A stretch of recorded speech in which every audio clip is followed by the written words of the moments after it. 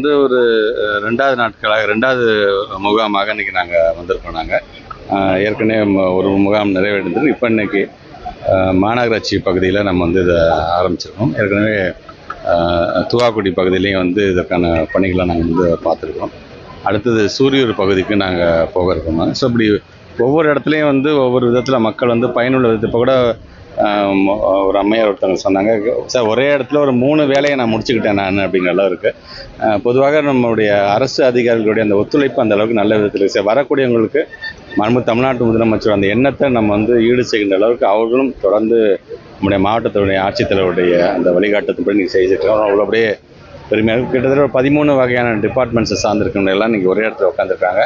ப்ராப்பராக வெளியில் உட்காந்து டோக்கன் கொடுத்து அந்த டோக்கனுக்கு பிறகு ரெஜிஸ்ட்ரேஷன் முடிஞ்சுட்டு ரெஜிஸ்ட்ரேஷன்லேருந்து எந்தெந்த கவுண்டருக்கு போகிறதுலேருந்து வரக்கூடிய மக்கள் கூட்டம் அதிகமாக இருந்ததுன்னு சொன்னால் அதையும் சரி செய்து அதுக்கு தகுந்தப்போ அந்த வெயிட்டிங் நேரத்துலையும் ஒரு மருத்துவ முகாம் மூலமாக உங்கள் உடலை நீங்கள் பரிசோதனை செய்துக்கலாம். அளவுக்கு எல்லா விதத்துலையும் அந்த வெயிட் பண்ணுற டைம் ஒரு குவாலிட்டியான டைமாக இருக்குன்ற விதத்தில் இன்றைக்கி ரொம்ப அழகாக நம்முடைய தமிழ்நாட்டோட முதலமைச்சர் வழிகாட்டுறது இந்த உங்களுடன் ஸ்டாலின் வெற்றிகரமாக நடைபெற்று கொண்டு உள்ளபடியே எங்களுக்கு அது பெருமையாக இருக்கின்றது. தொடர்ந்து இப்போ இன்றைக்கி நம்முடைய மாவட்ட ஆட்சித்தலைவர் இங்கே இருக்கின்ற அதிகாரிகள் வருகை தந்திருக்கின்ற பொதுமக்கள்கிட்ட பேசும்போது கூட பார்த்திங்கன்னா கலைஞர் உரிமை தொகைக்கான அந்த கோரிக்கைகள் தான் அதிகம் இருக்குது. 2வதாக பட்டாக்கள் கேட்டு வந்து கொண்டிருக்கின்றது.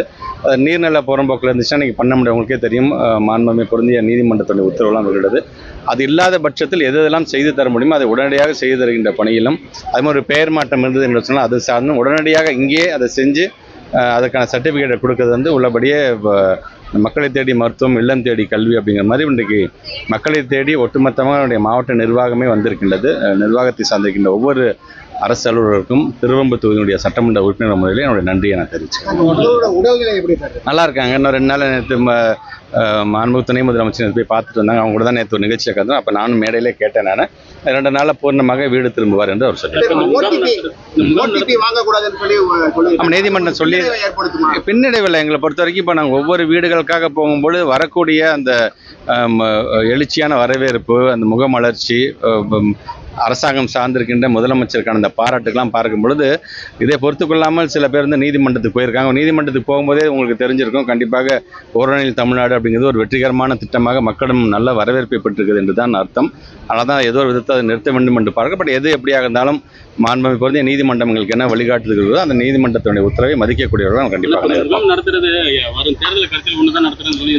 இல்லை, அப்படி கிடையாதுங்க. தொடர்ந்து இப்போ ஒரு 4.5 வருஷமாக நீங்களே பார்த்துருப்பீங்க, தமிழ்நாட்டோட முதலமைச்சர் ஒவ்வொரு விதத்திலும் உங்கள் தொகுதியில் முதலமைச்சர் ஒவ்வொரு விதத்திலும் முகாம்கள் மூலமாக நடத்தப்பட்டு மனுக்கெல்லாம் பரிசீலனை செய்யப்பட்டு அதற்கான உரிய தீர்வுகள் நம்ம தொடர்ந்து செஞ்சுட்டே இருக்கோம். அதோடைய அடுத்த வேர்ஷன் தான் இப்போ உங்களுடன் ஸ்டாலின்ங்கிற விதத்தில் இன்றைக்கு எல்லா துறையும் ஒரே இடத்துல கொண்டு வர வேண்டும் என்று ஏற்கனவே செஞ்சது தான். இப்போ அடுத்த கட்டத்துமாக இதை நாங்கள் செய்து கொண்டிருக்கோமே தவிர இதுக்கும் தேர்தலையும் மனசு வைத்துக் கொள்ள வேண்டாம்.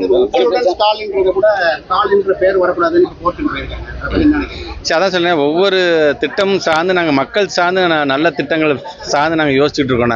ஆனால் நாங்கள் வைக்கிற பேரில் அரசியல் செஞ்சுட்டு இருக்காங்க. ஸோ அவங்களுடைய ஒரு நேரோ மைண்டட் தான் அதை காட்டுதாக நான் பார்க்குறேன். பள்ளி திறந்தவனே காலாண்டு தேர்வு பொது தேர்வு அறிவிப்பாங்க. இந்த முறை அறிவிக்கல, எப்போ பொது தேர்வு கேலண்டர் எல்லாமே உங்களுக்கு ஒரு 1 வீக்ல உங்களுக்கு டைம் வந்துருங்க. எல்லாமே நிறைய பேர் திமுக இருந்தாலுமே பாத்தீங்கன்னா அவர்களுக்கும் பொறுப்பு கொடுக்குறாங்க. ஆனா அதிமுக எடப்பாடி இது எங்கள் கட்சிங்க. அவர் கட்சியை பற்றி நாங்கள் கேட்க மாட்டோம், எங்கள் கட்சியை பற்றி அவர் கேட்க வேண்டிய அவசியமே கிடையாது. ஒட்டுமொத்தமாக அனைவராலும் ஏற்றுக்கொள்ளப்பட்ட ஒரு இளம் தலைவராக இருக்கும் பொழுது கண்டிப்பாக அதை எங்கள் கட்சியை பற்றி அவர் பேச வேண்டிய அவசியமே இல்லை.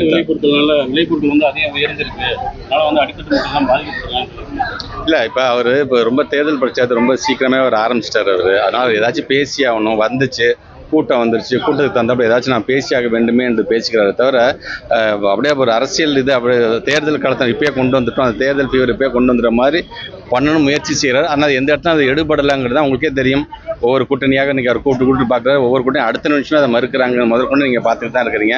ஸோ ஒரு தேர்தல் வியூகம், ஒரு தேர்தல் பிரச்சாரத்தை ஆரம்பிச்சிட்டோம், ஏதாச்சும் பேச வேண்டுமேங்கிறதுக்காக அவர் பேசுகிறதா நான் பார்க்குறேன். கல்வி ஒரு நல்ல ஒரு வரப்பிரசாதமான ஒரு திட்டம். ஆனால் இதை சீமான் சொல்லியிருக்காரு, இளந்தேடி கல்வி இருக்கப்போ அப்புறம் எதுக்கு பள்ளிக்கூடம் வச்சிருக்காங்க. இல்லம் தேடி கல்வி அப்படிங்கிறது எந்த மாநிலத்திலும் இல்லாத அளவுக்கு 2 ஆண்டுகள் கொரோனாவில் பாதிப்படைந்த மாணவர்களுக்காக எல்லா பிள்ளைங்களும் டியூஷன் காசு கொடுத்துலாம் சேர முடியாது. அப்படி இருக்கிறதுனால தான் இன்றைக்கி நாங்கள் எங்களுடைய படித்த இளைய சமுதாயம் இன்னைக்கு சமுதாயத்துக்கு ஏதாவது செய்ய வேண்டும் என்கிற ஆசையில் அவங்களே முன் வந்து எங்களுடைய அழைப்பை ஏற்று எங்களுக்கு தேவை 2 லட்சம் பேர் தான், எனக்கு 6 லட்சம் பேருக்கு மேலே பதிவு செஞ்சுருக்காங்க இல்லம் தேடி கல்வியில். நீங்கள் படிப்படியாக அதையும் குறைத்து இப்போ 50,000க்கு நாங்கள் கொண்டு வந்துட்டோம் என்று சொன்னால் இன்னமும் பிள்ளைகளுக்கு அந்தந்த பகுதி கிராம பகுதியை சார்ந்திருக்கின்ற வேலை வாய்ப்புக்கு டெய்லி வேலைக்கு போய்கின்ற பெற்றவங்களுக்கான பிள்ளைங்களை வந்து தத்தெடுக்கின்ற விதமாகத்தான் இந்த இல்லம் தேடி கல்வியை நாங்கள் பார்க்கிறோம். இதுபோன்ற செய்திகளை மேலும் தெரிந்து கொள்ள எங்களது யூடியூப், ஃபேஸ்புக் மற்றும் ட்விட்டர் ஆப்களை சப்ஸ்கிரைப் செய்யவும்.